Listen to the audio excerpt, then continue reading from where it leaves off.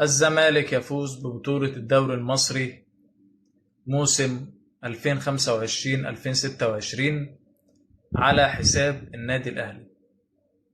طبعا يعني ايه الدوري اللي هو مش دوري، يعني هو دوري هو مش دوري. انا مش بعتبر ان ده دوري، والله العظيم ما بعتبره ان هو دوري ولا يعنيني في شيء. انا بس كنت عايز الاهلي يصعد لبطولة الدوري الافريقي، دوري ابطال افريقيا. دوري ابطال افريقيا هو ده اللي كنت عايز الاهلي يكسب عشان يصعد لدوري ابطال افريقيا، لكن غير كده والله لا يعنيني هذا الدوري. يعني الدوري ده انا اصلا مستاء منه، دوري كل حاجه فيه غلط، تنظيميا، جماهيريا، دوري فاشل. تمام، دي نقطه. يعني طبعا انا ما بعفيش مجلس الاداره من الفشل السنه دي، موسم صفري، خلينا نكون صراحه، موسم صفري. ولكن انا مش عارف اقيم دلوقتي. دلوقتي فرقتي واقعه، حلو، بس انا مش عارف اقيم. يعني انا مش عارف اقيم بصراحه. يعني انا دلوقتي مش عارف اقيم الناس. انا كنت اعرف اقيم امتى؟ اما البطوله تتلعب كامله، اقدر اقول لك ان الفرقه دي كلها فاشله والمجلس ده كله فاشل. لكن انا دلوقتي انا مش قادر حتى اقيم. انت يعني متعه التقييم او ان انا اعرف اقيم، مش عارف اقيم حد. اقيم الناس على بطوله فاشله زي دي، بطوله تنظيميا فاشله وجماهيريا فاشله وكل حاجه فاشله فيها. ما اقدرش اتكلم اكتر من كده. يعني هقول ايه طيب؟ يعني هقول ايه على البطولة دي؟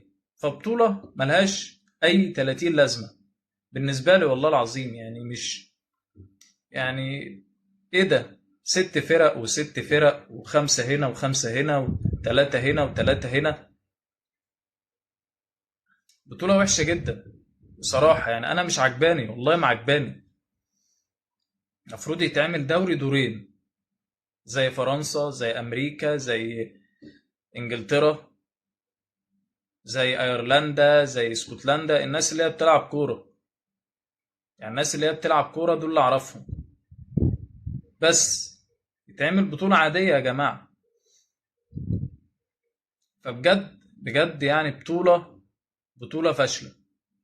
دي اول نقطه. تاني نقطه بقى، مجلس اداره الاهلي عليك بقى دلوقتي، عليك ان انت شايف ان البطوله ديت خلاص بطوله بايظه، انسحب.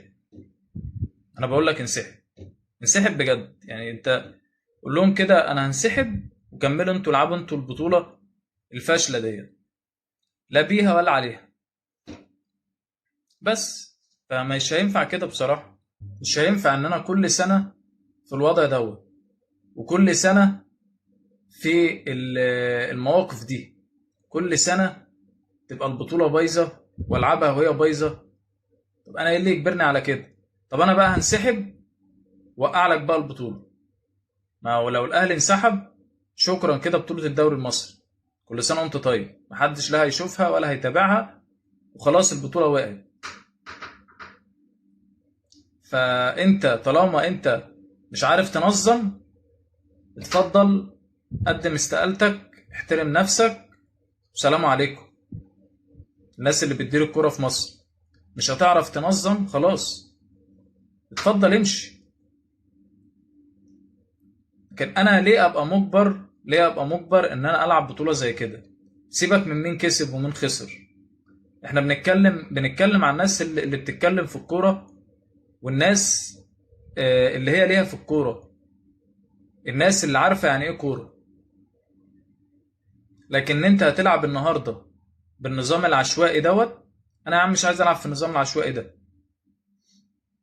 انا كده لا عارف اقيم حد، ولا عارف اشوف انا فين. بجد والله العظيم يعني انا مش عارف اقيم الفرقه ازاي على البطوله اللي هي اصلا مش بطوله ديت. بطوله 3 فرق و3 فرق، مفيش دوري كده. مفيش دوري يبقى فيه تكافؤ فرص ويبقى فيه عداله، يبقى بالمنظر ده. ان انت تقسم الدوري دور مش عارف رايح فين، ودور مش عارف رايح فين، والدور اللي هو اللي تحت واللي فوق. ده كلام ناس بتهزر بصراحة، ده تهريج يا جماعة، ده تهريج. يعني دي مش كورة، دي مش كورة خالص اللي انتوا بتعملوه دوت. هو محدش جبركوا على ان انتوا تديروا ولا تنظموا. فاللي عليا، اللي علينا ان احنا، اللي على الإدارة، ان هي اعتقد ان هي المفروض تنسحب من الوضع دوت، الوضع اللي هو مش مظبوط، وضع اللي هو مش مظبوط، اللي هو تسبب النهارده في ان انا هو ما وصلتش بطولة افريقيا. طب انا على حساب مين بقى؟ يعني على حساب مين ان انا ما صعدتش بطولة افريقيا؟ طب ما انا بلعب من غير جماهيري بقالي 300 مليون سنة، ولا من 3000 سنة، ولا من 7000 سنة. بلعب من غير جماهير، بدون جماهير، مخلي العملية من غير جماهير، ماشي. قلنا من غير جماهير ماشي، مش مشكلة، بس نظم بقى. طب هو التنظيم دوت في حاجة، في مشكلة التنظيم؟ يعني هو التنظيم فيه مشكلة عشان تقول لي ان انا مش هعرف انظم؟ يبقى انت معلش بقى، ما ينفعش. فالبطولة بصراحة بايظة، ونظام بايظ كله، بس كده. ويعني مش مهم، مش مهم، يعني بطولة ملهاش لازمة، ولكن لازم كل واحد يتحاسب بصراحة. سلام.